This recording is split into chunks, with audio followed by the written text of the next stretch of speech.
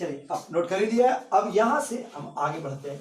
देखो हम लोग को फर्स्ट चीज जो फंक्शन में सीखना है वो है आपका टाइप्स ऑफ मैपिंग। अड़ेगा फर्स्ट चीज, फर्स्ट टॉपिक जो आपको फंक्शन में सीख लेना है वो है आपका टाइप्स ऑफ मैपिंग।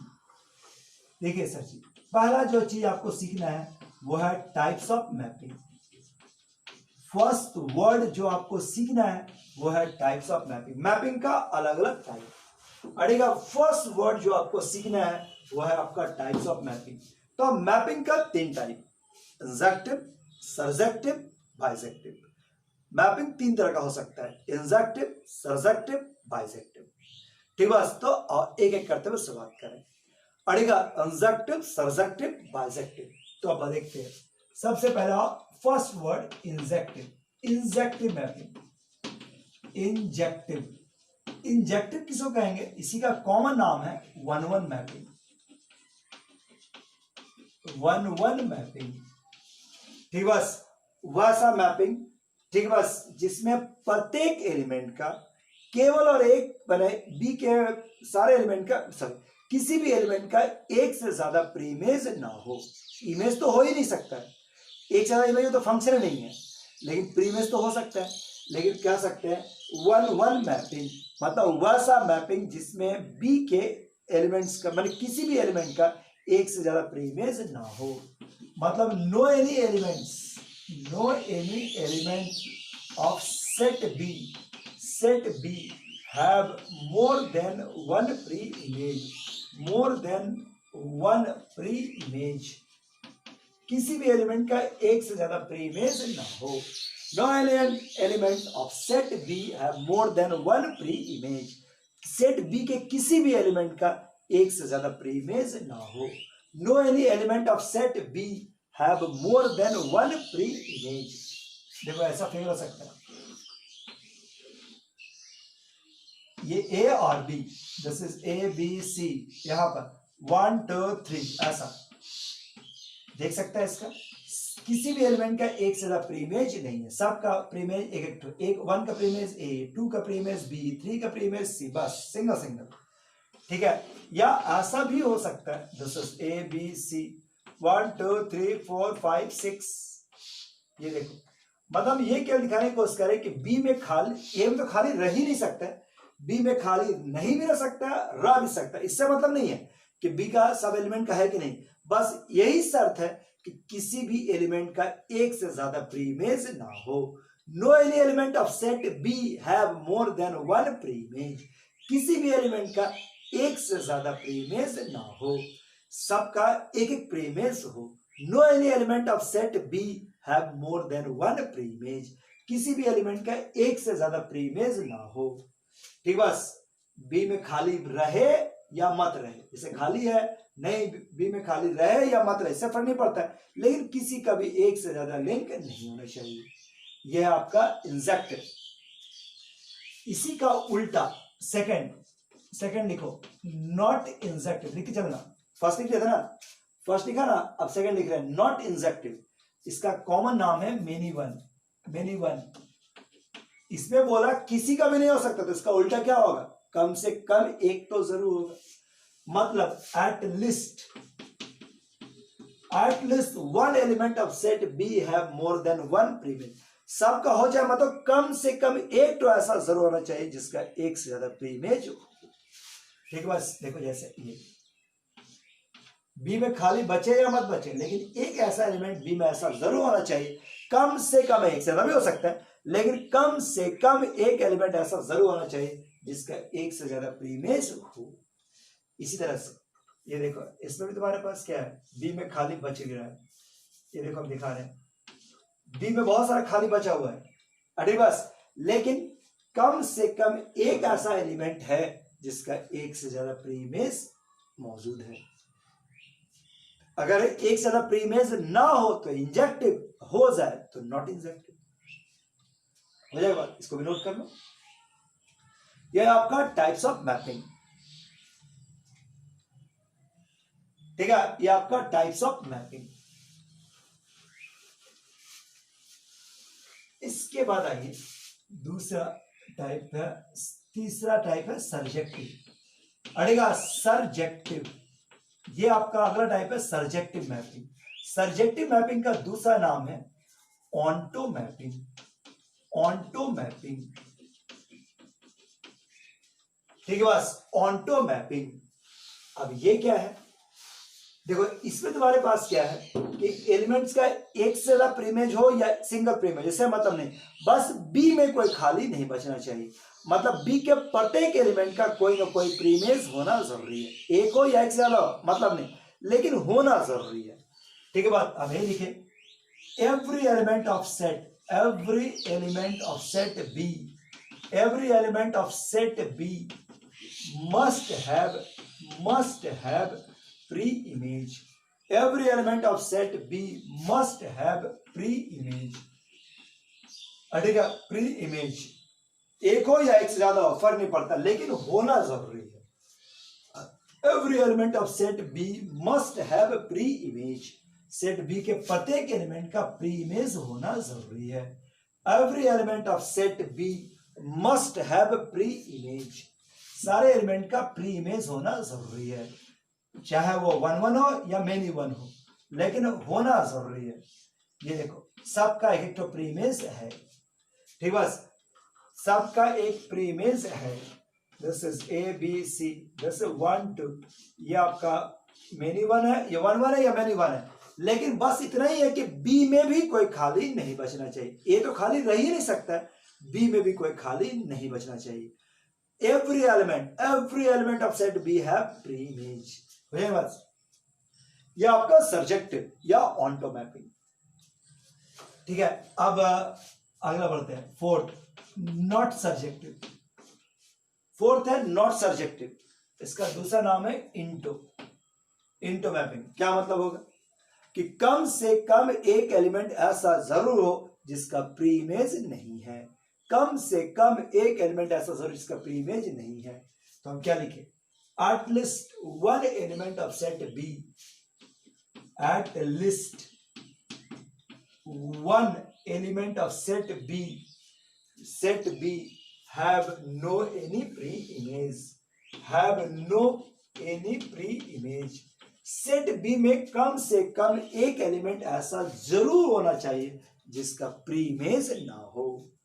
इसी में हम डाल देते हैं 4 5, तो इसका प्री इमेज नहीं है, ये 1 1 है या मेनी 1 है, इससे हमको कोई मतलब नहीं, बस इतना ही है कि सेट बी में कम से कम एक तो खाली वाला जरूर होना चाहिए। सेट बी में एक तो खाली वाला जरूर होना चाहिए। तो यही आपका नॉट सब्जेक्टिव है बस। अब इसके बाद आगे बढ़ते हुए फिर एक आता है बाइजेक्टिव मैपिंग। बाइजेक्टिव मैपिंग पांचवा। बाइजेक्टिव क्या है कि जो फंक्शन इंजेक्टिव हो प्लस सर्जेक्टिव भी हो, जो फंक्शन इंजेक्टिव हो सर्जेक्टिव हो, उसको हम लोग कह सकते हैं बाइजेक्टिव मैपिंग। जो फंक्शन इंजेक्टिव हो सर्जेक्टिव हो, उसको हम लोग कह सकते हैं बाइजेक्टिव मैपिंग। तो यही आपका बाइजेक्टिव मैपिंग है कि अगर कोई फंक्शन इंजेक्टिव भी हो सर्जेक्टिव भी हो तो that is called bijective mapping. वो है आपका bijective mapping. Injective plus surjective दोनों तो बाइजेक्टिव मैपिंग। तो हम लोग का जो चैप्टर्स है वो फर्स्ट टाइप यही है, इंजेक्टिव सर्जेक्टिव। कल मेनली इसका सबसे मेन क्लास कल रहेगा, कल का, लेकिन मेरा नेक्स्ट क्लास कल अगर नहीं रहा तो परसों रहेगा, लेकिन मेरा नेक्स्ट क्लास जो भी होगा वो इसका सबसे इंपॉर्टेंट क्लास। लेकिन तब भी हम तुमको अभी रूल शुरुआत कर रहे हैं कि इंजेक्टिव कैसे पहचानते हैं, सर्जेक्टिव कैसे पहचानते हैं, इंजेक्टिव कैसे, सर्जेक्टिव कैसे। सबसे पहला how to test surjective nature, how to test surjective nature, how to test surjective nature. ठीक है बस, how to test surjective nature. कोई भी फंक्शन दिया हुआ है उसका सर्जेक्टिव नेचर आप कैसे चेक करेंगे। तो जरा सर्जेक्टिव का डिफिनेशन देखो, पीछे जो लिखा है ना अभी उसको देखो, ए बी सी, ये 1 2 3, ये आपका था सर्जेक्टिव का ए बी सी। देख लो सर्जेक्टिव है ना था हम लोग का, सर्जेक्टिव में यही था, ये आपका सर्जेक्टिव का एग्जाम्पल था, और ये नॉट सर्जेक्टिव का एग्जाम्पल। तुम इसको गौर से देखो तो अपने आप तुमको रास्ता दिख जाएगा। अरे बस तुमको खुद दिख जाएगा कि सब्जेक्टिव का खासियत क्या होता है, कौन सा प्रॉपर्टीज से इसको हम पहचान सकते हैं। ठीक बस कौन सा प्रॉपर्टीज से इसको हम पहचान सकते हैं उसको देखो क्या है। ठीक है, ऊपर वाला सब्जेक्टिव का है, नीचे वाला नॉट सब्जेक्टिव का है, तो हम इस पे क्या खासियत है उसे देखो। बताओ इस फिगर देखो, कंफर्म है सब्जेक्टिव है। बताओ इसका डोमेन क्या है, एबीसी, ठीक है डोमेन। इसका कोडोमेन क्या है, ध्यान देना, इसका कोडोमेन क्या है 1 2 3। इसका रेंज कितना है 1 2 3। रेंज क्या था, जिसका प्रत्येक का इमेज हो उसी कलेक्शन। इसका कोडोमेन 1 2 3, रेंज 1 2 3, कोडोमेन भी 1 2 3, रेंज भी 1 2 3। इसे बचा कोडोमेन 1 2, कोडोमेन 1 2, रेंज 1 2, कोडोमेन भी वही, रेंज भी वही। ठीक बस, मतलब ये जो दो एग्जांपल दिए इसमें हम कह सकते हैं कि कोडोमेन बराबर है रेंज का। इसमें बताओ, इसमें देख लीजिए ये जो टर्म तुम्हारे पास है इस फिगर में कोडोमेन कितना 1 2 3 4, 1 2 3 4, रेंज 1 2 3। क्या दोनों बराबर हुआ, नहीं। इसमें कोडोमेन 1 2 3 4 5, रेंज 1, इसमें भी क्या है, बराबर नहीं हुआ। सो पहचान समझ में आ गया होगा। क्या पहचान है कि अगर किसी फंक्शन का कोडोमेन उसके रेंज के बराबर आ जाए तो फंक्शन सर्जेक्टिव, नहीं आया तो नॉट सर्जेक्टिव। फर्स्ट है, अगर किसी फंक्शन का कोडोमेन उसके रेंज के बराबर आ जाए, अगर किसी फंक्शन का कोडोमेन उसके रेंज के बराबर आ जाए तो फंक्शन सर्जेक्टिव, नहीं तो नॉट सर्जेक्टिव, नॉट सर्जेक्टिव। ठीक बस, तो यही इसका पहचान हो गया। कंडीशन क्या हो गया, हाउ टू टेस्ट वाला में क्या लिख सकते हैं आप इतने ही लिख सकते हैं कि अगर if range is equal to codomain, range is equal to codomain, अगर रेंज कोडोमेन के बराबर है then function is surjective, then function is surjective. So function जो है वो सर्जेक्टिव होगा। अगर रेंज और कोडोमेन बराबर हो जाए तो फंक्शन सर्जेक्टिव। ठीक बस, आराम से कोई भी फंक्शन दिया रहेगा तुरंत आप रेंज भी जानते हैं निकाल लें, डोमेन भी जानते हैं निकाल सकते हैं। ठीक है, जैसे ये देखो फंक्शन, देखो ये फंक्शन है तरीका, अगर तुम जानता है तो ठीक है, नहीं जानते देखो ऐसा लिखता है। डिटेल फंक्शन ऐसे लिखने का तरीका है, डिटेल फंक्शंस यही लिखने का तरीका है 1 से इंफिनिटी, ये फंक्शन लिखने का तरीका है। और फंक्शन ऑफ एक्स बराबर डिफरेंशियल यहां लिखते हैं।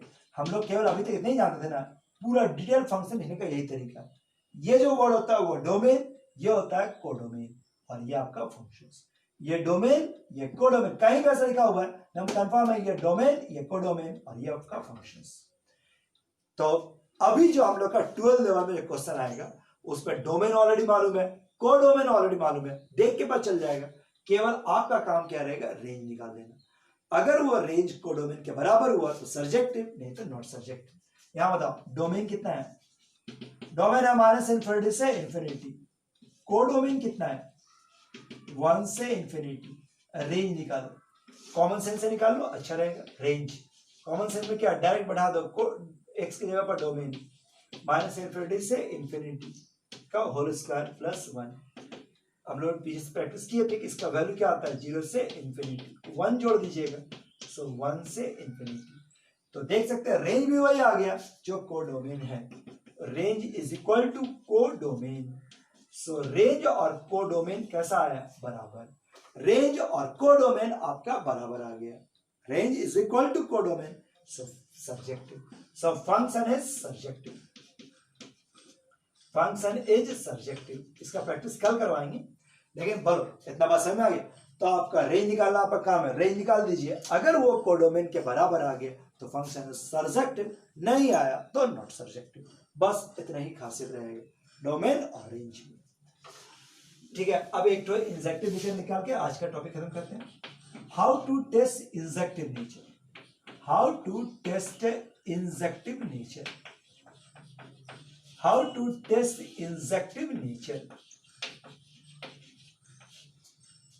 How to test injective nature, कोई फंक्शन है उसका इंजेक्टिव नेचर आप कैसे चेक करेंगे।